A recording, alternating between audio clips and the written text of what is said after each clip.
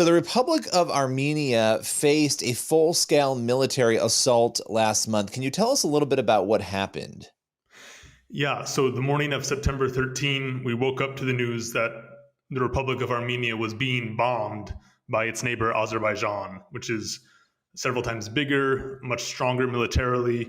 And the last time we talked, Billy, we talked about the conflict in Nagorno Karabakh, where Armenian Christians still live and where they're under siege from Azerbaijan. And I told you I was worried about an attack there in the disputed territory, you might call it. But what was really shocking about this attack was that Azerbaijan was attacking the sovereign, internationally recognized nation of Armenia itself. So for 48 hours straight, bombs fell on the country without stopping. Cities and towns deep inside Armenia were bombed. 7,000 people fled for their lives. Hundreds of soldiers were killed. And we didn't know what was going to happen. We knew that Armenia was not strong enough to fight back on its own. And it was entirely possible that Azerbaijan was just going to invade and conquer the whole country.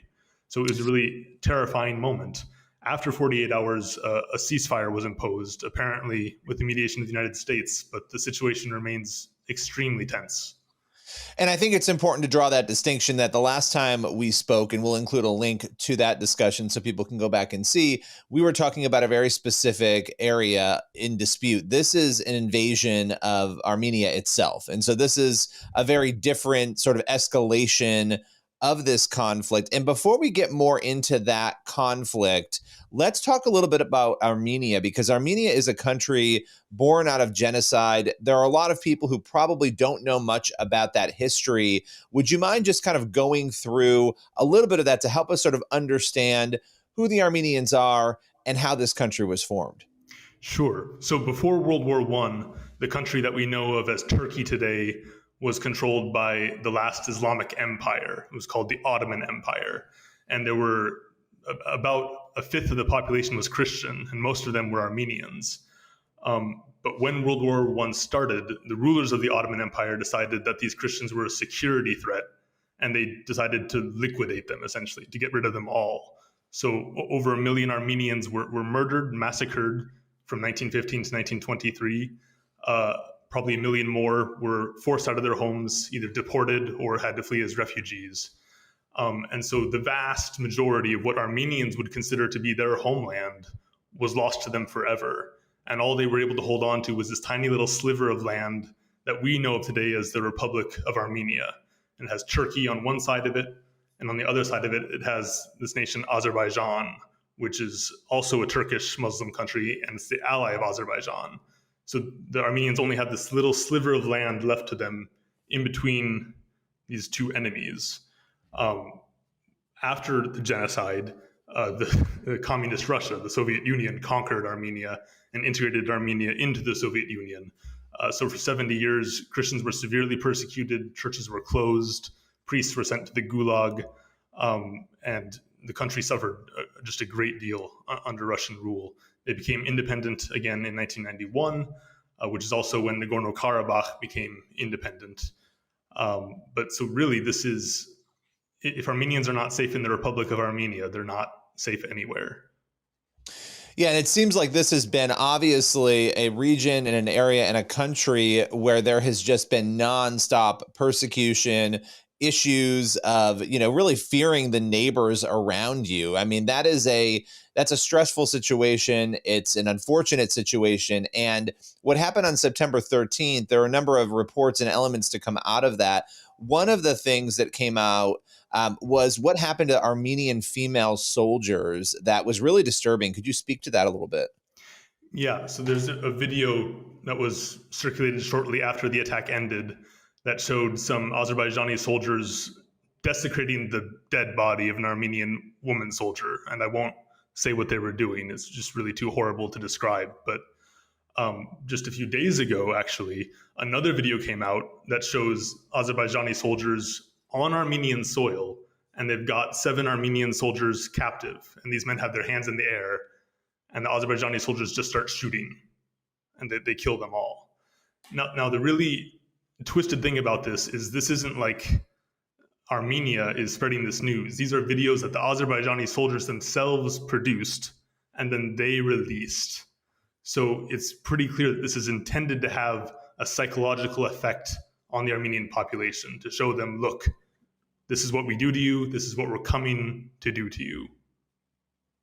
What is the motivation for this, right? Because people are going to look at this and say, well, why is Azerbaijan doing this? Why are they going after Armenia still? Why is this? And I know this is probably a complicated question to answer, but I think that's the curiosity that people would have. Why this invasion? Why now? Why the continued barrage against Armenia? It is a long and complicated history, but essentially, Azerbaijani national identity has been formed in opposition to Armenian, right? They're both kind of from the same part of the world, and when they go looking back on their history and they try to form their stories, they're kind of claiming the same land in a way. But what makes it worse is that Armenia is a democracy, but Azerbaijan is one of the most repressive dictatorships in the world. And as your viewers probably know, dictators tend to look for enemies to rally the people around. So under the current government, Azerbaijan has really made hatred of Armenians into a unifying national ideology. I mean, we have museums in the capital city of Azerbaijan that show Armenians with big noses and strange features, kind of like the Nazis did with the Jews before the Holocaust, right? You have state propaganda talking about how Armenians are committing atrocities against Azerbaijanis. You have the president of Azerbaijan calling Armenians dogs and rats and promising to chase them out of our lands, quote unquote. So it really appears like this is a state-driven campaign to hold the country together by projecting hatred onto the Armenian people. And as these videos show, when Azerbaijanis who have grown up with this propaganda get their hands on real Armenians for the first time in their lives, this is how they act. They've sort of been conditioned. I mean, it's hard to not see the parallels between Israel and its positioning in the Middle East and what is going on here. They're very different situations, but still you do see those parallels, right? Absolutely. The main difference is that Israel is strong enough to protect itself, thank goodness, and Armenia is not.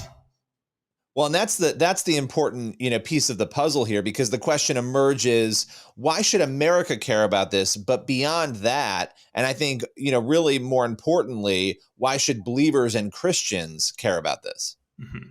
And this is the tricky thing where almost you can say the interests of the United States collide with our calling as believers, right? Because as believers, we should look at Armenia and say, this is the oldest Christian country in the world. This is a country that's held on to Christianity through genocide, through Soviet communism, through the gulags, and they're hanging on to life. They have some of the oldest Christian traditions in the world, and they need our help. They're our brothers and sisters. Whereas the United States is always looking kind of to diminish Russia's influence in the region, right? And they see an alliance with Azerbaijan and with Turkey as a good way to do that. So the United States is already involved. We already give military aid to Azerbaijan. We already are in a military alliance with Turkey. So we're all involved in this, whether we like it or not. Yeah, and there's so much here when it comes to the faith aspect of it, and obviously a lot of this is political. I mean, the question comes to mind. You're talking about the oldest Christian country in the world, with Armenia, but you're also talking about a clash of worldviews and religious views. How much of this conflict do you think is rooted in Islam versus Christianity? It's a tricky question. I would say not so much. Azerbaijan is quite a secular dictatorship, and you don't see a lot of promotion of Islam by the state. But what you can say is that if you go back to World War I, in the Islamic Empire, you had a system where Muslims are on top and Christians are second-class citizens, right? And the reason the genocide happened is because the Muslims on top saw the Christians as a threat. And in some interpretations of Sharia law, if Christians are rebelling, quote unquote, against Muslim rule, then it becomes permissible to kill them all. And so that's one of the ways the government of the Ottoman Empire rallied support for the genocide among the people, is saying, look, the Christians, the infidels, are rebelling against you. And so we're still living with the echoes of that today. We're still in the situation that the genocide created. And as a result, you have one of the oldest the oldest Christian nation in the world, a nation where Christianity is really at the heart of their identity, could be destroyed. It could literally cease to exist in the next few years. Well, and that, that's compounded all of this by the fact that for so long, Turkey not being willing to really acknowledge, right? You have this horrific event with 1 million people being slaughtered, and then pretending that it didn't happen is a whole other piece of the puzzle that is so troubling. But when we look at where this is now, because let's flash forward to where we are, we've had this conflict in September. There's a ceasefire. What is going on now, and where do you think we're headed from here?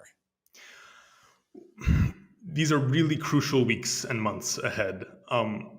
We think the reason that Azerbaijan has chosen now to attack Armenia is because the war in Ukraine is going so badly for Russia. Traditionally, Russia has been the only power that can really restrain Azerbaijan and Turkey in the region. But now Russia's tied down, they're losing very badly, rightly so. And Azerbaijan thinks, the European Union needs our gas because they're not buying Russian gas anymore. So Europe's not going to do anything. The US is happy to see Russia take a fall. Russia's too busy. This is our time to take what we want, right? So what's happening now, since the ceasefire was imposed by the United States has gotten very involved, and they've been trying to bring the two sides together and force a peace treaty. This is good in a way that the US is involved.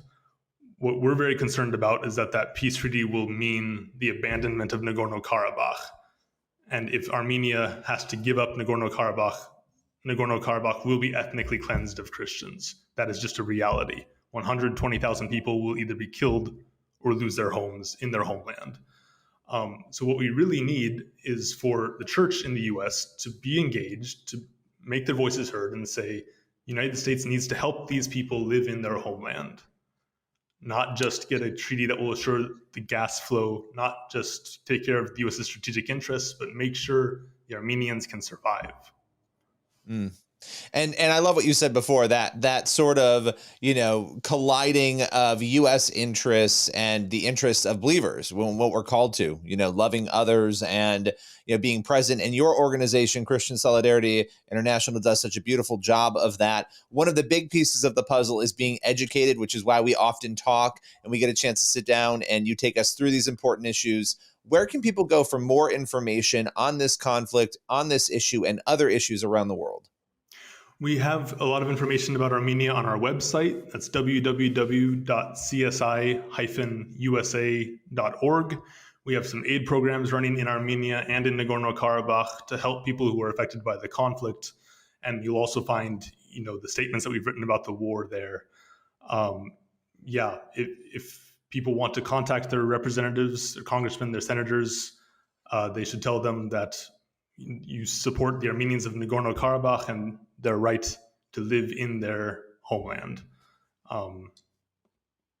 Yeah, absolutely. Well, we so appreciate your time as always. Thanks for coming on today and breaking this all down. Thank you, Billy. Appreciate it.